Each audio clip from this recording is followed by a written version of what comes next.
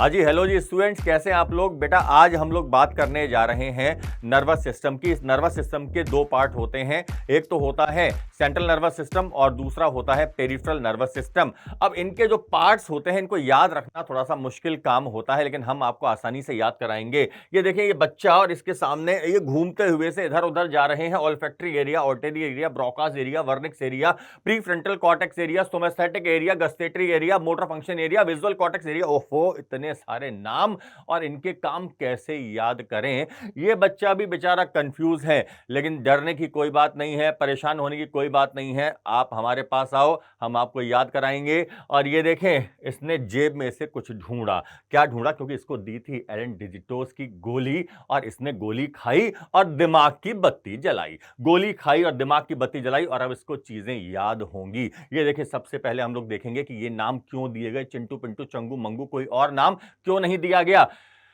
सोमेस्थेटिक area body sensation के लिए होता है। गस्टेटरी एरिया एक लैटिन वर्ड से आया, गस्टेर से, जिसका मतलब होता है to taste. Visual cortex area एक लैटिन वर्ड विसुस से आया, जिसका मतलब होता है साइट।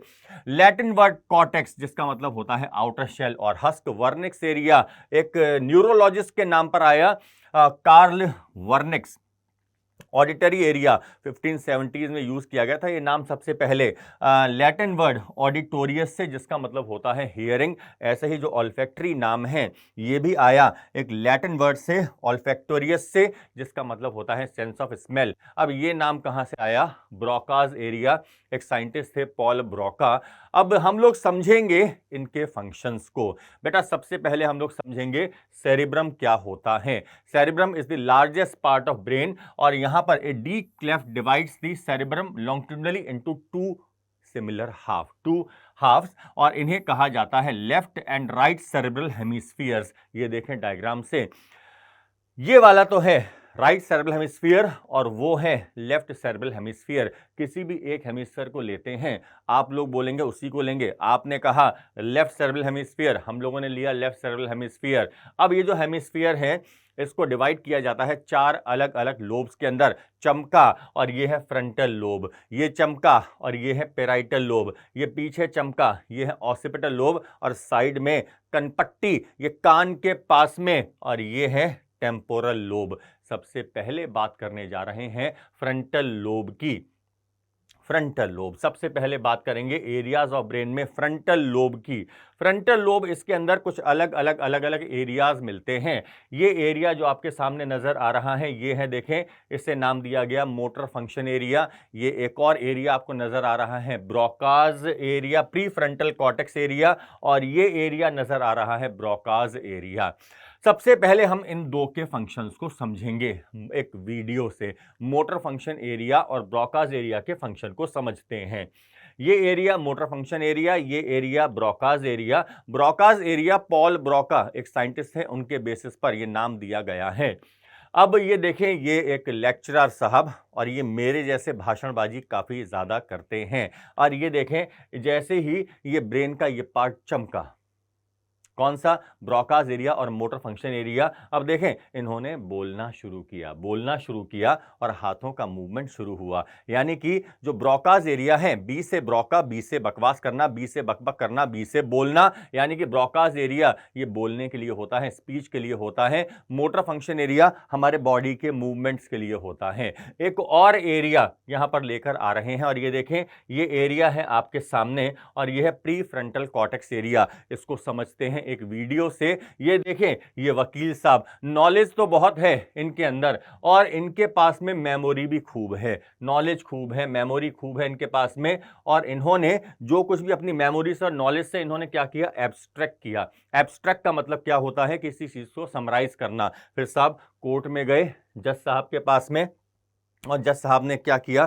जो पढ़ा कुछ और रीजनिंग करी, उसके बाद में आइडेंटिफिकेशन किया और फिर जजमेंट किया, अपना फैसला सुनाया। ये जो प्री फ्रंटल कॉर्टेक्स एरिया है, इसको आप एक लाइन से याद कर सकते हैं, I know the ability of my mind for abstract reasoning, creative ideas and memory. I know the ability of my mind for abstract reasoning, creative ideas and memory. Intelligence, knowledge, abstract का मतलब होता है summarise करना। Intelligence, knowledge, abstract, reasoning, creative ideas and memory, ये function है किसके? Pre frontal cortex के।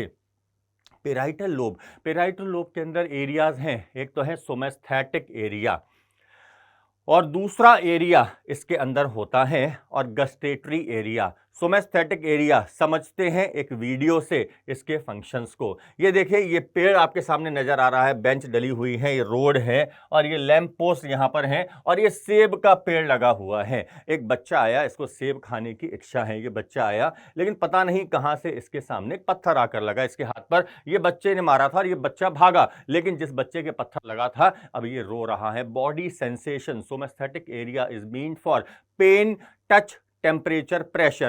Somaesthetic area is meant for pain, touch, temperature and pressure.